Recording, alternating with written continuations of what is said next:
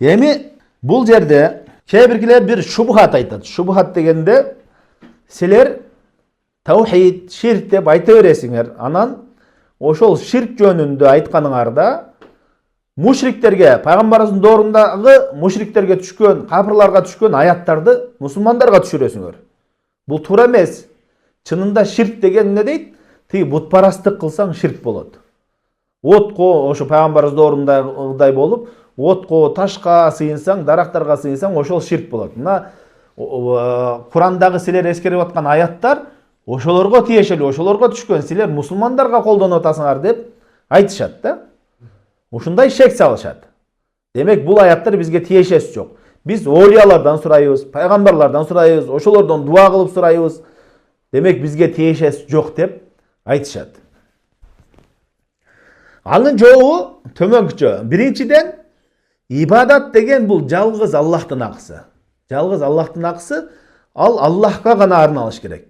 Кимде ким Аллахтын акысына башка бирөөнү шериктеш кылган болсо, ал ким болбосун ширк кылган болот. Периште болсун, пайгамбар болсун, канчалык деңгээлде жогору зат болсо дагы анын эмне ширк болуп эсептелинет. Экинчиден, алардан сурайбыз. Ошол Аллах Тааладан башка ширк кылып аткан нерсең, ал мейли пайгамбар болсун, периште болсун, 3 абалдан чыкпайт. Сурайбыз. Ал биринчиден Аллах Тааладан дагы улуугураак болушу мүмкүн. Сен оюңча. Экинчиден Аллах Таала менен тең болушу мүмкүн. Үчүнчүдөн Аллах Тааладан төмөн болушу мүмкүн даражасы. Аллах Таала менен даражасы бирдей, Аллах Таала менен тең деп айткан адамдын өкүмү эмне шариятта? Куфур. Кимде ким Аллахтан башка бирөөнү Аллах менен тең десе, бирдей десе, анын өкүмү кафырлык шариятта.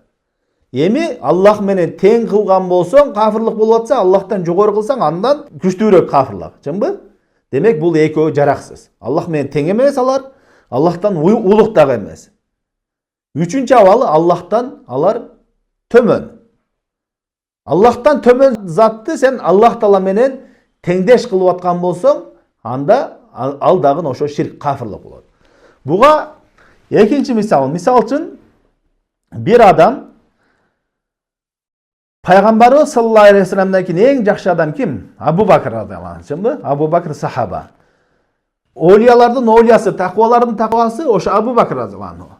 Абу Бакр радыйаллаху анху ушунчалык таква деңгээлде, бирок ошонун даражасын көтөрмөлөп, өзүнүн даражасы, чыныгы даражасынан көтөрүп, аны пайгамбар деңгээлге көтөрүп, аны пайгамбар деп айткан болсоң, не болосуң?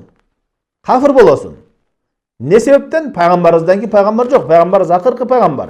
Ким Абу Бакрды дагы пайгамбар десе, ал кафыр болот. Ал эмне канчалык таква салих болсо дагы аны пайгамбар деңгээлине койсоң, ал кафыр болуп атасың. Ошол эле учурда Мусайлама ибн Каззаб деген жалганчы чыккан, пайгамбармын деп, ал кафыр болгон. Ошону пайгамбар десең не болосуң? Кафыр болосуң, чынбы? Ал жалганчы. Ошол кафыр, ал жаман адам.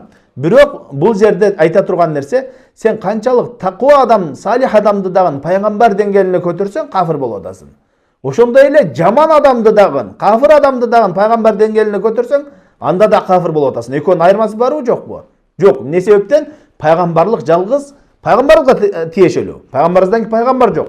Ошол сыяктуу эле Аллах Тааланын акысына дагы, сен ташты дагы, отту дагы шериктеш кыла турган болсоң, бутка сыйына турган болсоң дагы, Аллахтын деңгээлине көтөрсөң, кафыр болосуң. Чоң ширк кылган болосуң.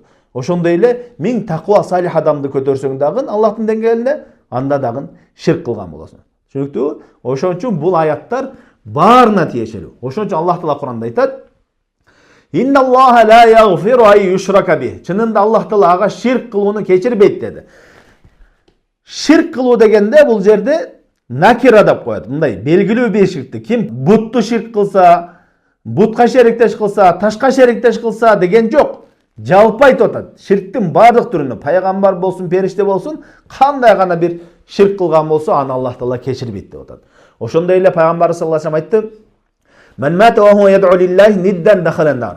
Кимде ким Аллахтан башкага бирөөнү шерик кылып жүрүп өлгөн болсо, ошентип дуа кылып сыйынып жүрүп өлгөн болсо, ал тозокко кирет dedi. Бул жерде нид деген сөз, шерик деген сөз жалпы айтылып атат.